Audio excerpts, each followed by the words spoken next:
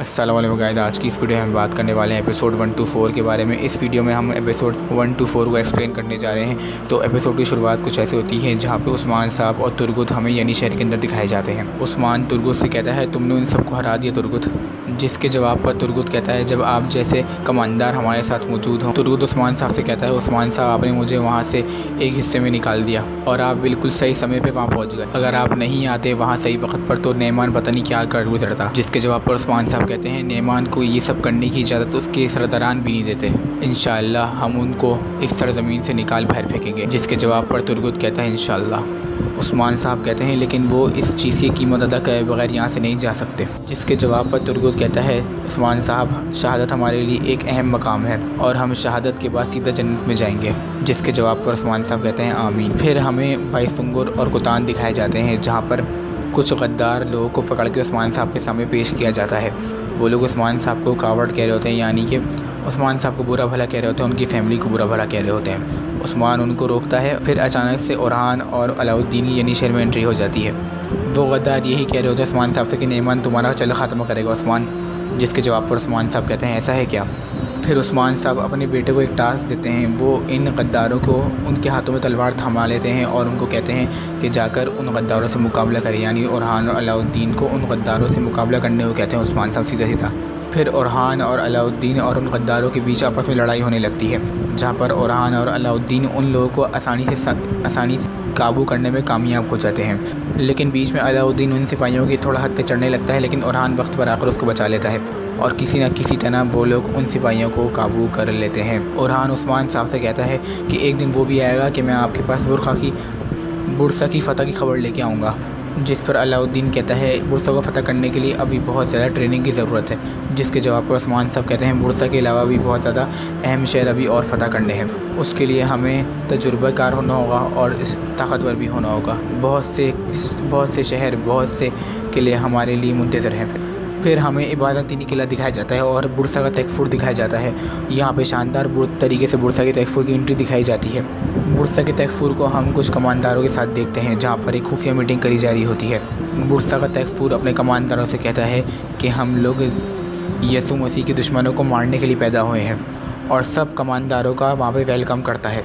फिर उनमें से एक कमांडर नेमान के बारे में बताने लगता है। वो कहता है कि नेमान एक बहुत बड़ा मंगोलो गद्दार है, लेकिन उसका बाप ऐसा बिल्कुल नहीं था। जिस पर बुरसा का तकफ़ुर पूछता है, उसके बाप और नेमान में आखिर फ़र्क क्या है। बुरसा का तकफ़ुर कहता है, नेमान सिर्फ़ और सिर्फ अपना वफ़ादार है और वो ग़ज़ान ख़ान के ख़िलाफ़ खड़ा हो गया है। उसने मशरिक़ और मग़रिब से बहुत ज़्यादा बड़ी आर्मी जमा कर ली है। वो पढ़ना चाहता है, लेकिन हमेशा की तरह इसका असल मकसद अभी भी छुपा हुआ है। वो ग़ज़ान ख़ान को क़त्ल करना चाहता है। जिनमें से एक कमांडर बुरसा के तकफ़ुर से कहता है, ग़ज़ान ख़ान इसी लायक है, वो ये सब देख के अंधा हो गया है। फिर उनमें से एक कमांडर कहने लगता है, लेकिन उस्मान का क्या होगा, ये अभी नेमान से लड़ने में मसरूफ़ है। जिस पर बुरसा का तकफ़ुर जवाब देता है, इसी वजह से नेमान हमसे मदद लेने यहाँ ज़रूर आएगा और हमसे इत्तेहाद करने ज़रूर आएगा। वो हमसे उस्मान के ख़िलाफ़ खड़ा होने की पेशकश करेगा। बुरसा का तकफ़ुर कहता है, मैं उस्मान की माज़ी की हर चीज़ को जानता हूँ। उनमें से एक तकफ़ुर कहता है, क्या पता कि वो आने वाले दिनों में क्या कर सकता है। बुरसा का तकफ़ुर कहता है, उस्मान का कोई फ्यूचर नहीं है आगे। बुरसा अब मेरी कमांड में है, लेकिन मैं ये सब करके दिखाऊंगा, नेमान के साथ या फिर नेमान के बग़ैर। तो गाइस, आज की वीडियो में इतना ही। अगर आपको वीडियो अच्छी लगी हो तो लाइक कीजिएगा वीडियो में। तब तक के लिए अल्लाह हाफ़िज़।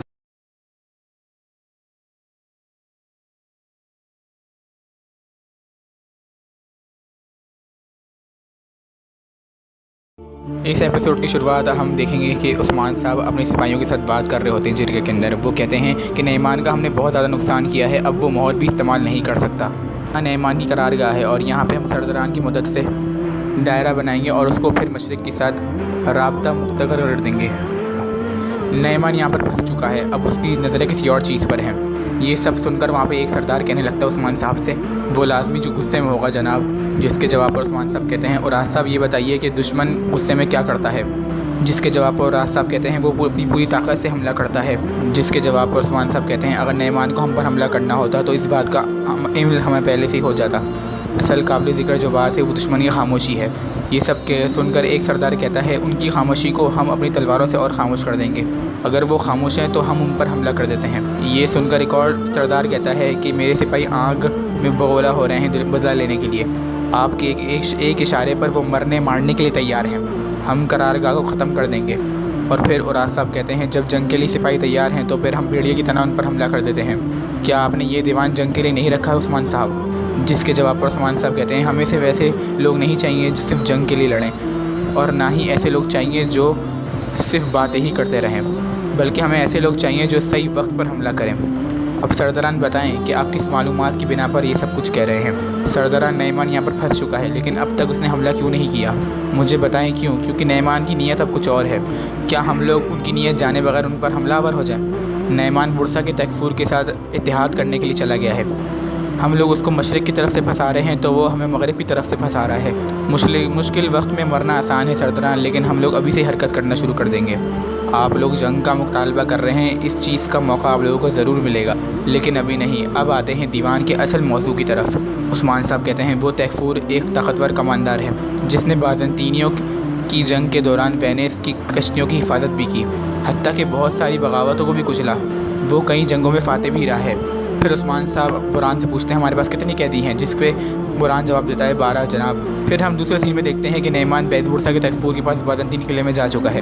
तकफूर नईमान से कहता है, तो नईमान तुम मेरी मदद मांगने आए हो यहाँ पर? जिसके जवाब पर नईमान कहता है, तुम मेरी फ़ौज को खाना पीना और घोड़े फराम करोगे, और तुम्हारी मंजनी भी मुझे अपनी कमान में चाहिए, और इसका बदला तुम्हारे को इसकी सोच से भी ज़्यादा दिया जाएगा। मैं उस्मान को तबाह कर दूँगा और फिर कोनिया में निज़ाम कायम करने के बाद वापस चला जाऊँगा, वरना तुम भी बहुत बड़ा नुकसान उठाओगे तकफूर।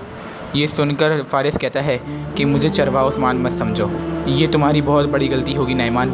जिसके जवाब पर नईमान कहता है, तुम्हारी दीवारें तुम्हें नहीं बचा पाएंगी तकफूर। तुम यहाँ से बाहर जाओगे तो तुम्हारे गले के आर पार कोई तीर हो भी सकता है। तुम्हारा दुश्मन उस्मान है, मैं तुम्हारा दुश्मन नहीं हूँ।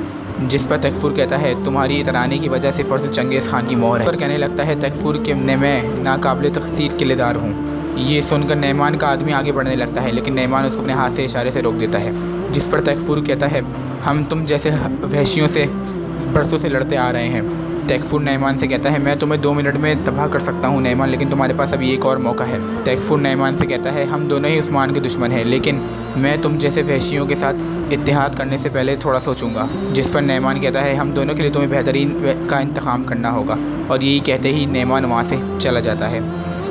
नईमान के वहाँ से जाने के बाद तकफूर का अहम आदमी उससे कहने लगता है, हम नईमान की जान यहाँ पर 1 मिनट में ले सकते थे। जिसके जवाब पर तकफूर कहता है, नईमान ने हमें धमकी नहीं दी, उसने सिर्फ उस्मान के ख़िलाफ़ इत्तेहाद करने की पेशकश की है। उसके गुस्से का इस्तेमाल करने के बजाय उसे मारे क्यों? नईमान मेरी तलवार होगा। फिर हमें उस्मान साहब के जरगे का सीन दिखा जाता है, जहाँ पर उस्मान साहब जर को तो ऐसे कहते हैं कि हमला तुम करोगे, तुम अपनी दाढ़ी मुंडवा कर और उसकी नीचे आँखों के नीचे काला रंग लगाओगे। उस्मान साहब जरकुता ऐसे कहते हैं, जरकुता मैं चाहता हूँ कि तुम ये चीज़ मालूम करो कि नईमान हम लोगों से क्या चीज़ छुपा रहा है। जिस पर जरकुता कहता है, जैसा आपको हुक्म हो हुज़ूर। फिर उस्मान साहब सरदारान से कहते हैं, आप लोग सिपाहियों की तरबियत करेंगे, जो भी तलवार थाम सकता है उसकी मदद करें, लोहार भी और तमदरस भी। जिसके जवाब पर एक सरदार कहता है, एक मुदरस जंग में क्या करेगा? इस पर उस्मान कहता है, यकीनन पहले तो ये मुदरस के लिए मुश्किल काम होगा, लेकिन जब वो लोग तरबियत पाकर फ़ौज में आ जाएंगे तो वो बाकी सिपाहियों से मुख्तलिफ नहीं होंगे। मैं बुरसा की तरफ बढ़ूँगा। नईमान शायद इत्तेहाद के पीछे है, लेकिन मैं उसका इत्तेहाद तबाह करके रख दूँगा। चलें, हर कोई अपने फ़राइज़ पे चला जाए। ये कहते ही तमाम सिपाही वहाँ से चले जाते हैं। फिर हमें दिखाया जाता है कि उस्मान साहब के सिपाही मंगोल सिपाहियों को एक जगह पे इकट्ठा कर लेते हैं, जिसमें जरकुता भी मौजूद होता है।